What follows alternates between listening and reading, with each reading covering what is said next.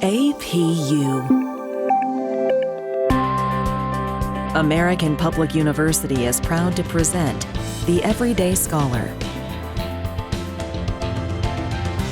Hello, my name is Dr. Bjorn Mercer, and today we're talking to Dr. Achilles Gacis, Religion and Philosophy faculty in the School of Arts, Humanities, and Education. And today our conversation is about religions of Hawaii. And welcome, Achilles. Hi, thank you. Yeah, definitely. I'm excited about this conversation. And let's jump into the first question, which is, what is the religious makeup of Hawaii, and why is it unique amongst the states in the U.S.? Well, the religious makeup of Hawaii is quite fascinating. Its uniqueness is because we're really the crossroads of the Pacific. I mean, we're right in the middle of the Pacific Ocean, further from anywhere else that has, a good solid geography, if you will. So to get anywhere, you got to travel somewhere first. But as far as the religious makeup, let's start with the basic statistic of our population as of 2020, which is about almost 1.5 million people throughout the entire chain of islands, which is basically 9 islands. As far as the religious statistics, 63 some odd percent would be Christianity-based faiths, and 10% would be non-Christian-based faiths, and 26% would be unaffiliated, to any particular faith. So, like anywhere, demographics change with travel, and also with our big military population, religion statistics kind of go up and down. And that totally makes sense. I know when we have traveled, my family and I, when we've traveled to Hawaii, it takes about 5.5 hours from Arizona. Yeah, that's about the time, even I guess from LA, 4.5, 5 hours or so. Just to give you an idea, going straight south, when you going over the equator to the South Pacific, towards Tahiti, is about 4.5, say 5 hours as well. So it's a bit of a flight. It is, and Hawaii, being a state, of course, a part of the United States, is very geographically isolated, I guess you could say, very far away from the mainland. And like you said, it is really the crossroads from the U.S. to, say, East Asia. Yes, definitely geographically isolated, and also a desirable place for commerce, if you will, which explains why the United States decided to, make Hawaii the 50th state, as many cultures and countries, East and West, were looking at Hawaii from way back when as a nice location, whether it was the Russians in the 1800s wanting to establish a military base, a fort over on the island of Kauai. And that's because of the whaling industry when it was, something popular. And then eventually later in the 1800s, Hawaii became very important to the continental United States in a very, very weird way because of sugar. And when you look at the war, say with the Civil War, the predominance of sugar was grown in the South. I believe it would be, sugar beets. So all of a sudden there's a place somewhere in the Pacific far away that we need to get this sugarcane grown, ship it up to the West Coast, build the railroad, and get that sugar over to the Northeast. That's why you have a company like CNH, California and Hawaii Sugar, those little packets at the diner. But with that, when you have business, when you have commerce, you also have religion. And along the way, you have a lot of religion that did come here by way of the missionaries out of the Northeast with the Anglican Church and the Boston specifically, in addition to, say, the Catholic tradition, and later, obviously, with the Mormon Church and what have you with the mission outposts. So you have many, many religions that come here. For example, like Buddhism. If we look at how the Japanese Buddhism of the Hongwanji Church here, they've got a diocese here in Honolulu, the headquarters in the main cathedral. And I believe they have approximately, the number escapes me, but I'd say well over 60 temples throughout the entire state, which tells you how big it is. The state is big, but it's also small if you compare it to, say, other islands like Manhattan or something. In that sense, we are small, but we are big, and there are many kinds of religion as well. There's a huge Hindu temple on Kauai as well, with the arts and the craftsmen that designed everything were brought in from India to do this. And it's a new monastery, if you will, in the temple. You have all types here. Yeah, and Hawaii, amongst other states, especially since it's in the middle of the Pacific, it makes sense that there would be the convergence of Christian faith and Buddhism and Hindu. And I would say, how prominent is the native Hawaiian faith? Interestingly enough, it was in January 1778 that Captain James Cook discovered Hawaii for his sponsor, the Earl of Sandwich. And once you had that contact, after that, everything changed because you had technology, you had religion, you had politics, you had new styles of warfare, etc. With all of these influences, there was no choice but Hawaii had to change and it had to evolve. So while Christianity was adopted by the royalty as a new way of belief, a new way of expressing spirituality, a new way of joining the modernizing world, if you will, the Hawaiian traditions never really went away. They were always, respected as being something important to the basic identity of the indigenous, people here. So they were always respected, but they were, subdued. The language was subdued. It was spoken at home. You've got to learn English now and be standard and formalized. But people definitely were still speaking Hawaiian. I mean, there were numerous Hawaiian newspapers, so it's a very high literacy rate. Once the language was transcribed, if you will, by the missionaries and given an alphabet, etc. So they were able to spread their religious practices quite readily and easily. But with development comes a new mindset, especially when you look at what religion does. It does produce a different mindset, but people will hang on to their indigenous practices. And there's been a kind of a rebirth with this thing called the Hawaiian Renaissance, say in 1976. There was a rebirth, especially with the Hokulea, the first voyage of the double-hulled canoe that went from here to Tahiti using only the natural, celestial navigation techniques that were being relearned from other Polynesian practitioners throughout the Pacific. And now, recently, this double-hulled canoe went around the world. So if you can circumnavigate the globe just using natural means, as I like to tell my students, these people were not sailors. They were not navigators. They were astronauts. Because whenever I fly into home and I'm looking down, if I'm lucky enough to get a window seat, and I'm looking out the window and I see this vast ocean, the USS Nimitz can seem like a massive city on the ocean when you drive up next to it whenever it's here docked in Pearl Harbor. But when you look down at the ocean, it is huge. It just really is very humbling.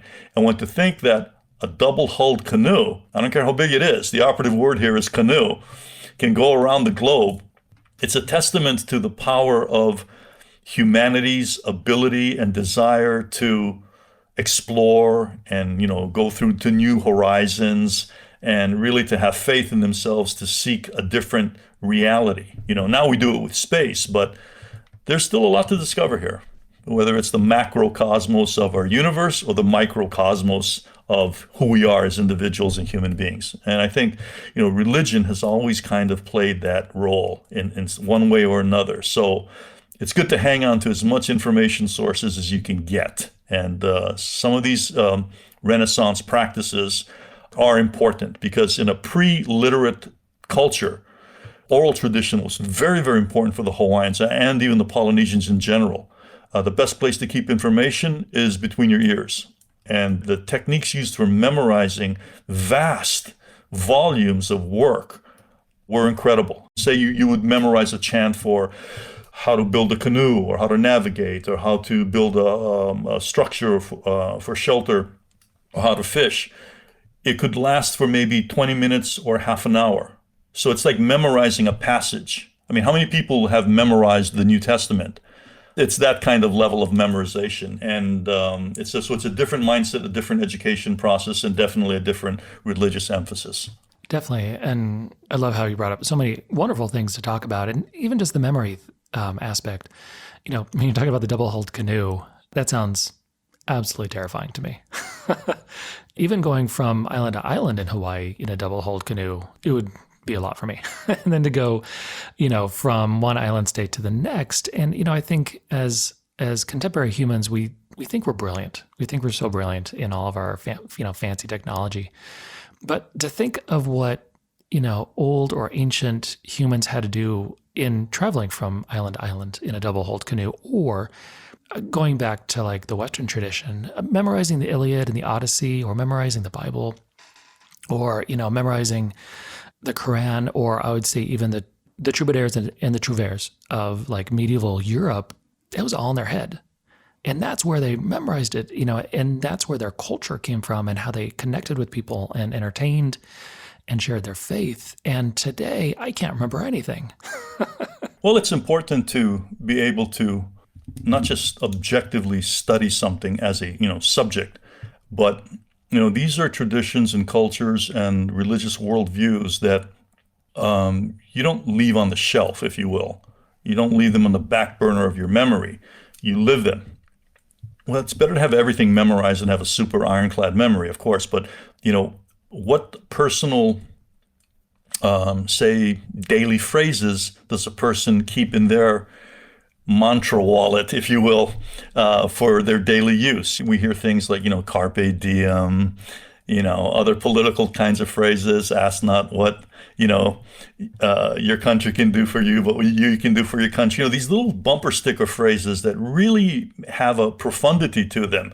And looking back in religion, you find a lot of these kinds of phrases that mean something that you can apply to something when you need to. So there's a lot of good in studying the ancient, as well as studying the modern, as well as studying foreign traditions that have played a certain kind of influence, and hopefully a positive influence. I don't think we should be negating religion.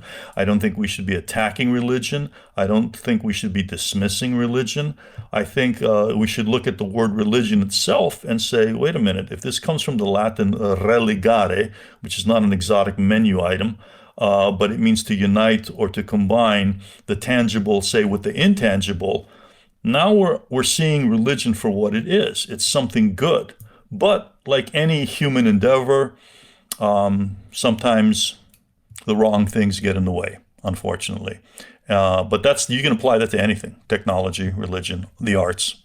Yeah, and that actually perfectly transitions to one of the next questions is, so you teach religion and philosophy, which is excellent. And so what are the similarities and the differences between the fields where I would say hundreds of years ago, more in the hundreds, religion and philosophy were intermixed, and it was more of a recent thing where they bifurcated?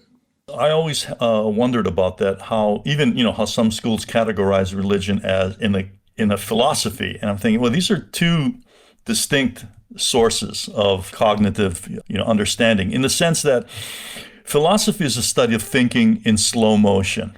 You break down your thinking, if, then, therefore, if you want to look at logic and reason, and you seek a certain kind of clarity.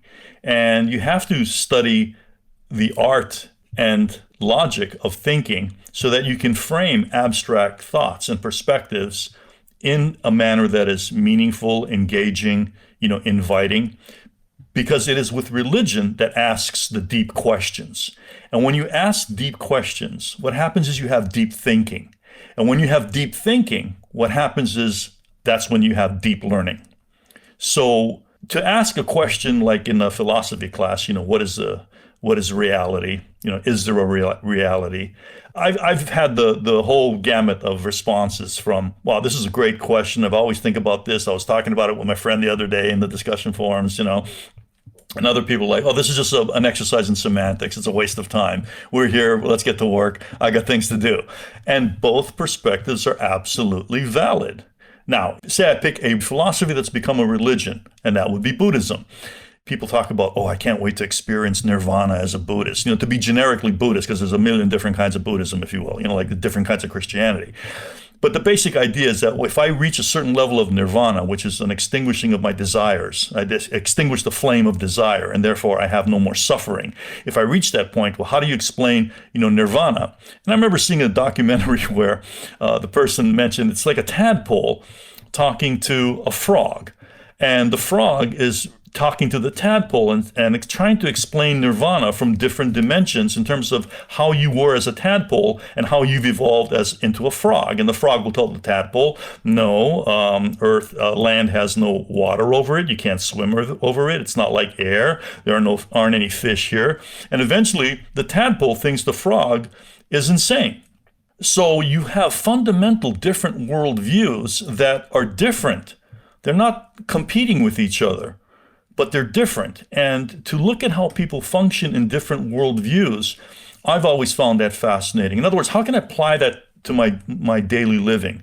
If I study world religions and I have some idea that certain people eat certain foods or don't eat certain foods, or think of this or think of that, or have a certain worldview or value system, if I have some inclination that way, and hopefully they have some understanding of, say, my worldview and my perspective and how I function, then we can really begin a process of the getting to know each other and dealing with each other and being effective with each other within a community. So it's not to indoctrinate or proselytize or to wear a hat and say, I'm a good fill in the blank. That's a kind of costume play for me. You don't put the thing in front and hide behind the thing. This religion or that religion has spiritual vehicles in it. Where are you going with that vehicle? Don't just enjoy the ride. Evolve, become, immerse yourself in it, and ultimately use what works for you, because we do have free will and self-determination. We're not robots. We're not clones. We do have this wonderful thing called individuality, but we also have to develop what we are and what we hope to become and what we know we can be. And those are all absolutely excellent. And I like how you describe it as cosplay, costume play. And today we're speaking to Dr. Achilles Gacis, and we'll be right back after a short break. At American Public University, we believe higher education is not one size fits all. That's why we offer 200 modern programs that build on your knowledge and fit your schedule. Because we believe universities should adapt to the needs of students, not the other way around. American Public University, within reach, without limits. Online classes start every month. Learn more at americanpublicu.com. And we're back with Dr. Achilles Cassis. Why do you think so many people are hesitant to talk about religion? There's the old adage of don't talk about politics and religion. But to me, if you talk about politics or you talk about religion from a very open perspective and in a perspective of where you want to learn, then you can have great conversations. So why do you think people are hesitant sometimes? What I usually tell my students is that most people reject religion because for some reason they've had a bad experience, not with it, but with someone in a religion. It's always a human that says, oh, I don't like religion because what? And before you know it, the layers get peeled away, and it's an individual. They didn't like this, how it was presented, how it's forced on them, whatever. It's a million things. Because no one has 40,000 lifetimes to study all the world's religions and now pick the best one that fits you. It's almost an act of, I guess we could use the word faith. And for the most part, people don't want to talk about religion because they haven't really had an analytical, objective perspective towards even what they may have followed as a religion. In other words, I was told to do this because if I don't, posthumously something terrible will happen. I will be in an abyss of, fire and brimstone or what have you, or something, where they say, no, that's affecting my mindset. So again, that goes to they weren't given the proper education in how wonderful religion is, what it can do for you if you're seeking a edifying mindset. Also, they don't have the vocabulary to speak about religion in an objective manner, so that you don't really know where the conversation is going to go. That's why I tell students, I said, look, whatever we do in class, and we talk about it, et cetera, whether it's face-to-face or if it's a Zoom class, do not try and emulate what we're doing in class at the local bar, because make no mistake about it, people will kill you in the parking lot over what they believe in or what they don't believe in based on what they understand or do not understand. It is dangerous. So when I go out and people say, oh, what do you do? I say, I teach. What do you teach? Religion. Oh, great. I'm religious too. I know where the conversation is going to go and what I need to do to get out of it. So for the most part, people talk about some kind of religion that's philosophy, which is, I guess you just got to believe in something and just be nice to everyone. It always gets distilled down to that one kind of comment. But I just don't think people have been sensitive enough to really understand and discuss religion in a manner that is objective. There's always a subjectivity, and that's the nature of that particular subject. Nobody goes to a party and says, wow, hey, I'm made up of chemicals too. I'm having a chemical right now. It's called a vodka. Nobody says that. But when you ask them about religion, oh, wow, it turns on all kinds of perspectives, which is good, but it can also be bad if you don't know what's happening, because you don't want to be someone who condemns a particular practice or worldview. That is not what someone should do to anyone's worldview. Exactly. And those are all absolutely wonderful comments. And when I think about religion, I always think about what this father I used to know, a Catholic priest, where he said, how many people truly study religion past, say, the age of 10? They go to like Sunday school, or they go to some sort of religious education, basically, or even take, a class or two in college. But do they study beyond that? And do they reflect? And do they, per se, pray in a way that is very focused and really trying to acquire both understanding of themselves and the religion?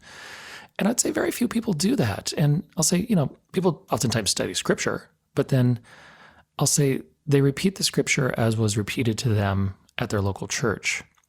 And so having that understanding of yourself and the relationship with the religion is so important. And I'm going to make a huge generalization here, so I apologize. And where I think, as for many Americans, they're put into the position to where they're around other people, but those other people are oftentimes similar to them in the sense that, oh, well, this person's Christian, this person's evangelical or Methodist, or there's a Catholic, or there's somebody who's LDS. But it's not as often that they're put into the position of being around someone whom might be Hindu or Buddhist or Muslim, in which then you have a conversation, because then you'll just avoid it. So how do you think people could have better conversations about religion with all of the things you talked about, which can be very difficult and or sometimes dangerous? Well, again, growing up in Hawaii, we're spoiled because we come across the best of everything. And I always begin with food, because that's always something good to share. But it just seems to me that, by the time we get to a point where we're studying religion as an objective subject, and we learn different kinds of vocabulary that are used, it's in college. I never remember having a formal world religions course in junior high or high school. It was in college. And I was just totally fascinated by it, because here was something that I felt was a space that was missing, where if I study these world religions, which includes, the cultural practices, the history of it's just a massive, wonderful subject. Like mathematics would be mathematics for the mathematician, but they'll tell me, no, it's different as well. So once you delve into it, you find out all the different wonderful aspects of it. So I think perhaps even like philosophy, perhaps we should start when the student is maybe 12 years old, like the 7th grade, if that's the right age, 12, 13. Because if you're able to break down the way you make decisions, then you should be able to discuss the way other people view the world. But you're going to come across, especially with religion, philosophy might be okay, but religion becomes something that, the family might say, wait a minute, we don't need, a kind of sterile indoctrination into humanism, et cetera, which is sometimes the trap that public schools or the public education system will get into. For example, let's say we look at, say, science. Philosophy breaks down science and makes logical and reasonable statements to frame its hypothetical perspectives, and then away we go with the research. And then we look at, say, evolution. Well, we could go on for hours on that one particular topic, but the bottom line, to bring some kind of equity to the discussion, I always tell my students, if we look at evolution and if we look at creationism, if you will, they both have a beginning, a process, and a now and a possible future. In other words, there's a sequence. So we see development anyway. What's the problem? Whether we evolved from this or whether we were created from that.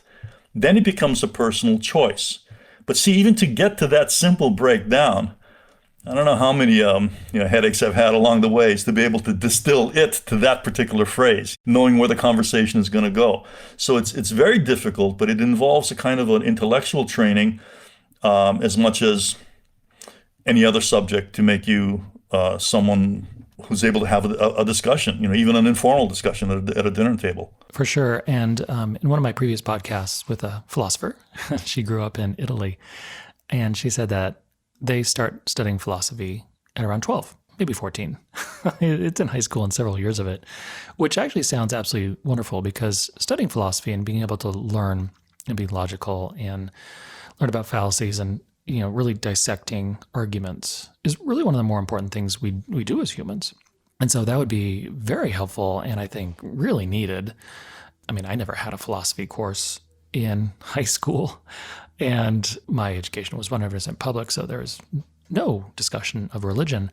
But to have those tools, those philosophic tools of being able to discuss things, and then when you're in a position to where you feel like you can discuss religion, and not from a simplistic perspective. And you talked about evolution, and I always find like when you have discussions about evolution or creationism, or even more the creationism of like, well, the world's 6,000 years old. It's like certain folks want everything to be very simple, if that makes sense. Well, I think that's the stressors that society puts on academics. Just distill it down to the basic, talking points or arguing points. But I'd rather use a peripatetic approach, and be a kind of a discursive in the sense that we can just look at the basics. For example, if we were to look at world religions and offer them in sections in terms of myths, rituals, and dogmas, identity myths, what does it mean that a human being is? Creation myths of the individual, of the world, rituals, how do we connect with the abstract around us? What is this thing called a soul? And why do people do what they do to connect themselves with this other, parallel dimension called a spiritual dimension? And then dogmas, why do we have rules and regulations? Human beings need guidance. And just on the basis of some of the basic world religions, you can start to see a kind of interesting, commonality that religion does give us guidelines. It does organize our behavior, because if we're left to our own devices, any kind of education, do we really constantly need to reinvent the light bulb? We've taken the light bulb and we're turning it into a laser beam. So what we do with the information is what matters. Not to negate the information because I don't like it or I don't understand it or I don't even want to try it. So, that's how I look at how the academic study of religion can make it interesting, make it applicable, make it relevant, and make it certainly worthwhile as an object to study. Right. And, understanding where people come from and their background and what they have been taught is so interesting when you're talking about certain aspects of religion or different things like that. And it's really just to understand the other person. And, living in a pluralistic society in which there's many different types of people, including many different types of religion, is important. And this might sound naive, but getting along is extremely important. And all you have to do is look at the history of every country out there and to see how people have fought with each other from a secular point of view and from a religious point of view. And in no way at all does anybody want to repeat essentially the mistakes or the ills or the violence of our forefathers. Well, there's something interesting that what you said there reminded me of something. I remember years ago reading that in history, the two most valued, and there can only be a list of 2 or 3 or 4, it doesn't matter, there's always a number. But I remember the perspective was the most important things humanity has always protected. The first was its religion, and the second was its weapons. When I read that, I must have been like 12 or 13. I was like, whoa. But in a weird way, it makes sense. Go to a national museum, a military museum, and look how wonderful all the work and the artistic, swords and, suits of armor and all of that. I mean, we put an unbelievable, and it's not because we're warlike, but it has to do with something more than that, which is survival. We want to make sure we survive, and religion bolsters that because it also provides something that we haven't really touched on in this conversation, or maybe we have, but it's the idea of values. What do you value? where do you get your values from? And don't tell me your mom and dad, where'd they get theirs? Because you're going to keep going back, and you can't make this stuff up. There's something important there that we transmit to the next generation. And why do we do that? Because it ensures our survival.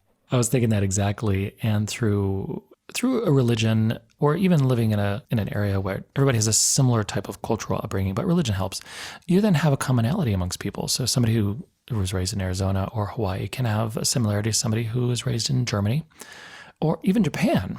And then even if you layer away the different cultures or even different religions, there's still some commonalities that, as long as people approach the table and have great conversations, you can really find so many commonalities no matter where you are and who you're talking to. Commonalities are definitely important, but I can give you specific examples in terms of, and again, I'm spoiled because I studied this stuff formally, and if I didn't study it, I wouldn't have had the ability to have those examples. Years ago when I was in Greece, I get on a flight going out over to Crete from Athens, and the man from India was sitting next to me. And then we were talking about this or that or whatnot, and somehow the conversation got onto his business dealings and the Hindu god Ganesha, the elephant-headed god, for those who aren't familiar with the term, who Ganesha was, who's also the destroyer of obstacles. And I mentioned that, and I said, I hope you have a good business approach. And he smiled, and I thought, how wonderful. I made a connection, not because of commonalities, but because of understanding. I knew that a particular deity is important in this culture, and I said, I kind of framed it in such a way that, is this important? And he goes, absolutely. I said, if it's important to you, it's important to Ganesh, so go get that business deal. And then just a couple of years ago, coming back, I got a taxi at the airport because I was too lazy to park my car there. And I get into the car, and the driver is from Southeast Asia. I could hear an accent, and he was from Thailand. And on his dash, he had a little statue of Kuan Yin, who is a Buddhist bodhisattva, a being of infinite compassion and wisdom, almost like a kind of a parallel of the Virgin Mary in, say, the Catholic or the Orthodox tradition, where in Asia it's like, I love my mother, I respect my father, that kind of it. I go to compassion is a female concept, female attribute. So I looked at the statue, I pointed at it, and I said, Kuan Yin. And he says, oh, you know? I said, yeah, it's Hawaii. Everybody knows. I didn't know what else to say after that. But I didn't get a discount in the taxi bill. But we had a great conversation, and it's just amazing how nice it is when two strangers can connect on something that means something incredible and powerful to one individual, and the other person acknowledges that importance. Exactly. And, it's one of those things that as humans, we're so obsessed with ourselves because it's all we know. We've got a brain, we've got eyes, and this is the existence we most intensely understand. But then when you do connect with someone, and if you can connect with them via religion or, like you said, food, or I would say music, you can really connect with people and really start to understand them. And again, with all the problems that humans have always had, not even today, there's problems today, but there's been big old problems in the past. There's problems in other countries. There will always be problems when it comes to humans. But having that commonality and just understanding can really help. So the last question I wanted to get in here was, what are some of the important religious sites in Hawaii? Now, I went to one, and I don't remember what it was called. Was it the Byodo Inn up in Kaneohe? Yes. That's a popular one. Up in Kaneohe, translates as the area of, bamboo man. Very popular tourist site. The Hollywood has used it in many of its shoots. Japanese Buddhist expression. And that is a popular place to visit. People have some services there as well. But also you have other places that are more conducive to having almost a Western influence in the Buddhist practice. They've got choirs, they've got hymns. Buddhist temples don't have choirs and hymns. The priests do all the chanting. They've got pews. They've got an altar that you look at, kind of like what Martin Buber talks about, a relationship of I and thou, like I'm here and thou is there.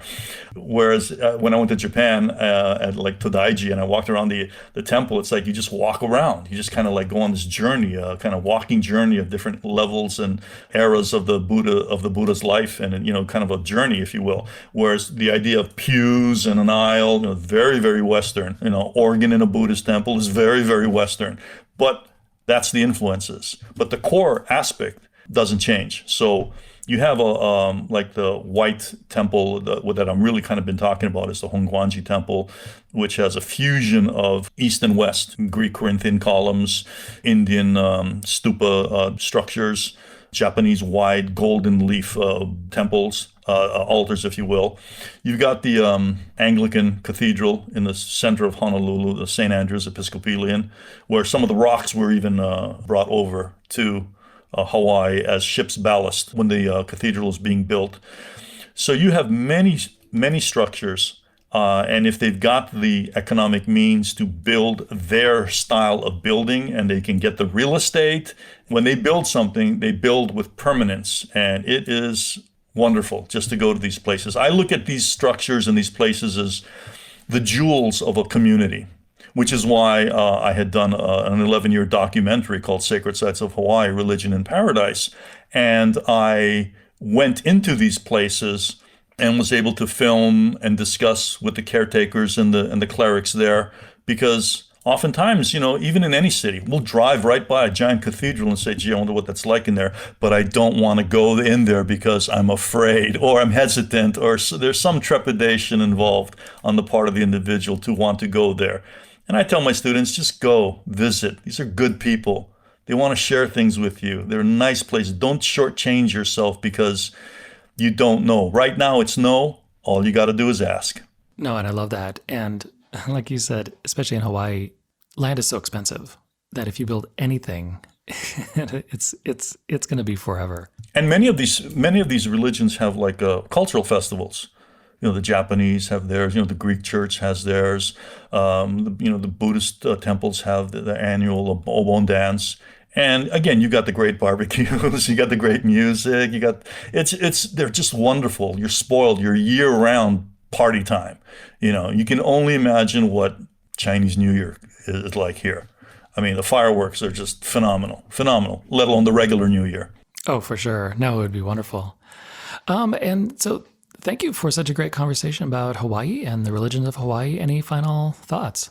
Well, there's always constant learning. I tell my students, as I would like to convey to anyone listening to this podcast, that open yourself up to personal research. Enjoy learning, enjoy asking questions, because one thing I've discovered in the time I've been on this planet is whenever you need help and you want to learn something and you just ask people, for some reason, perhaps that's the way the universe works, the people show up and there they are, ready to help you, ready to teach you, ready to guide you, ready to inspire you, and ready to educate you. So take advantage of that, because we're walking a wonderful journey, and that's called being alive. Absolutely wonderful. And I would say, and I love how you said, be open to learning and, to really delve into that. Even where you just said the pew structure is a very Western idea. And as a Westerner, didn't even think of that. And, I think when you learn about other people's and other religion, and when you really philosophically look at stuff, you're like, oh, well, many other people have different approaches and or different perceptions and realities when it comes to any number of things. And it's just realizing that and then being open to it. Yep. Religion works. Well, excellent. Well, thank you for a great conversation today, Achilles. And my name is Dr. Bjorn Mercer, and thank you for listening. For more information about our university, visit us at studyatapu.com. APU, American Public University.